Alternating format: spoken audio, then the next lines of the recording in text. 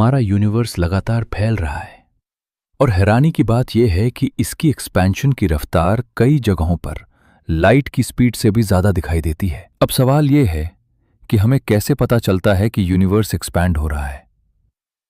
जब हम ब्रह्मांड को ऑब्जर्व करते हैं तो हमें बहुत सारी गैलेक्सीज दिखाई देती हैं जो हमारी मिल्की वे से काफी मिलती जुलती हैं। लेकिन अगर आप ध्यान से देखें तो एक अजीब चीज नजर आती है।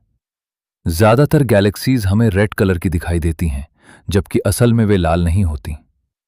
ये गैलेक्सीज रेड इसलिए दिखती हैं क्योंकि वे हमसे दूर जा रही होती हैं। जब कोई गैलेक्सी दूर जाती है तो उसकी रोशनी की वेव्स स्ट्रेच हो जाती हैं, जिससे उसका कलर रेड साइड की तरफ शिफ्ट हो जाता है। इसी फिनोमेना को डॉपलर शिफ्ट या रेड शिफ्ट कहा जाता है। अब यहां दो पॉसिबिलिटीज होती हैं। पहली, गैलेक्सीज खुद मूव कर रही हैं। दूसरी, स्पेस खुद एक्सपैंड हो रही है और गैलेक्सीज को अपने साथ खींच रही है।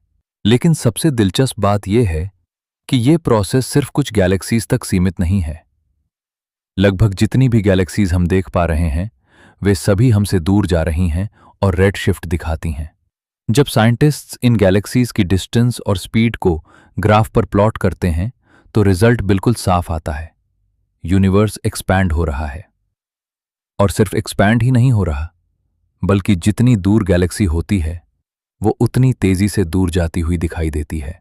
यही वजह है कि बहुत दूर की गैलेक्सीज हमें लाइट की स्पीड से भी तेज दूर जाती हुई लगती हैं।